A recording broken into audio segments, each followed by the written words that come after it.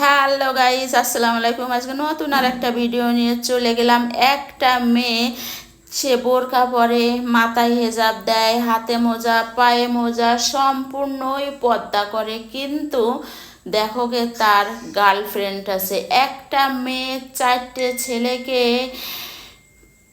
ধ্বংস করার জন্য একটা মেয়েই যথেষ্ট। হ্যাঁ, আপনি ঠিক শুনেছেন, একটা মেয়েই যথেষ্ট। একটা মেয়ের ক্যারেক্টার নষ্ট হওয়ার পিছনে সম্পূর্ণ তার মায়ের হাত আছে। এখন আপনি বলতে পারেন, মাকে কেন রেসপন্সিবল করছেন, বাবাকে কেন নয়? বাবাকে আমি দায়ী করব না এজন্যে, কারণ বাবার অনেক দায়িত্ব। একটা ফ্যামিলির সকল দায়িত্ব থাকে একটা বাবার। এই দায়িত্বর বোঝা কাঁধে নিয়ে তার কাছে এতটা সময় থাকে না যে তার মেয়ে কোথায় যাচ্ছে, কি করছে, কার সঙ্গে মিশছে, এই খবরটা নেওয়ার। এই জন্য দায়িত্বটা পড়ে কার? মায়ের। একটা মা জানে যে আমার মেয়ের বিহেভিয়ার চেঞ্জ হচ্ছে কিনা, আমার মেয়ে কার সঙ্গে মিশছে, আমার মেয়ে কোথায় যাচ্ছে। একজন মা জানে যে আমার মেয়ে কার সঙ্গে কি রিলেশনশিপে আছে। ইভেন একজন মায়েরই তার মেয়েকে শিক্ষা দেওয়া উচিত যে ইজ্জত কাকে বলে আর ইজ্জতটা কিভাবে সংরক্ষণ করে রাখতে হয়।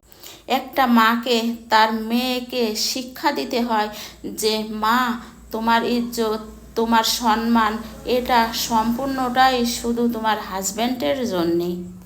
একটা মেয়ের ইজ্জত তার বয়ফ্রেন্ড ডিজার্ভ করে না, তার হাজব্যান্ডই ডিজার্ভ করে। এটা মাকেই মেয়েকে বোঝাতে হবে। একজন মা তার মেয়েকে শিক্ষা দেবে শ্বশুরবাড়ির সবাই কতটা গুরুত্বপূর্ণ, হাজব্যান্ড তার লাইফে কতটা গুরুত্বপূর্ণ। একজন মা তার মেয়েকে শিক্ষা দেবে তালাকটা তোর জীবনে আলটিমেট সলিউশন নয়। একটা মেয়েকে তার মা শিক্ষা দিবে তোর লাইফে যে রেসপেক্টটা ডিজার্ভ করে সেটা একমাত্র অনলি ওয়ান পারসন, তার হাজব্যান্ড। ইভেন এটাই একমাত্র মায়ের শিক্ষা। একটা মেয়েকে তার মা বোঝাবে একটা মেয়ের বিয়ের পরে শাশুড়িকে কেমন ভালোবাসতে হবে, শাশুড়ির যত দোষ গুণ ত্রুটি সব নিজের মায়ের মতো ভালোবাসতে হবে। তাহলে শাশুড়ির দোষ গুণটা সামনে আসবে না, শাশুড়ি যে ভালো কথাটা বলবে সেটাই সামনে আসবে। একটা মেয়ের বাবার বাড়ি থেকে যে শিক্ষা, বেড়ে ওঠা, চাওয়া পাওয়া, এটা ইমপ্লিমেন্ট ঘটে বিয়ের পরে তার হাজব্যান্ডের বাসায় যেয়ে।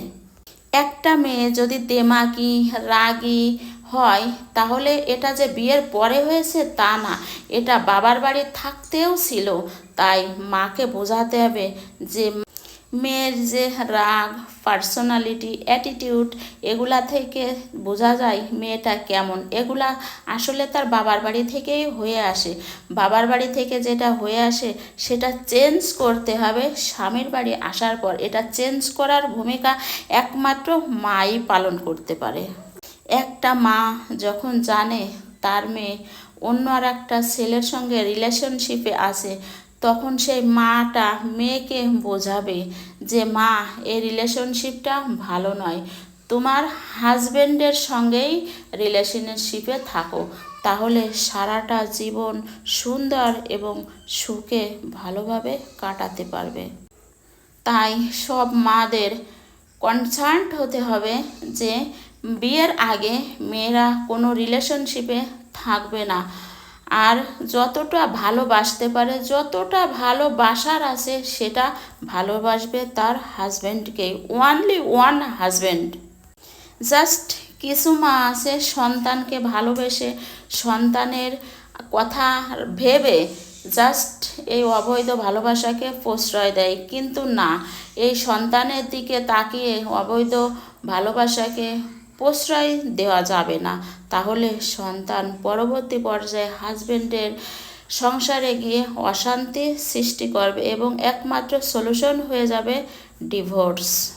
কোনো মা হয়তো জানে যে আমার মেয়েটা যেখানে রিলেশনশিপে আছে সেই ছেলেটার টাকা আছে, শিক্ষিত, আদারওয়াইজ সব দিক ভালো। তাহলে যদি আপনি সেটা ভালো মনে করেন, তাহলে মেয়েটাকে ছেলেটার সঙ্গে বিয়ে দিয়ে দেন, এই রিলেশনশিপে রাখবেন না প্লিজ। আজকালকের মারা বোঝে যে একটা অবিবাহিত ছেলে আর একটা অবিবাহিত মেয়ে একসঙ্গে থাকলে কি হতে পারে। তাই আপনারা সাবধান, এই কাজটি ভুলেও করবেন না প্লিজ।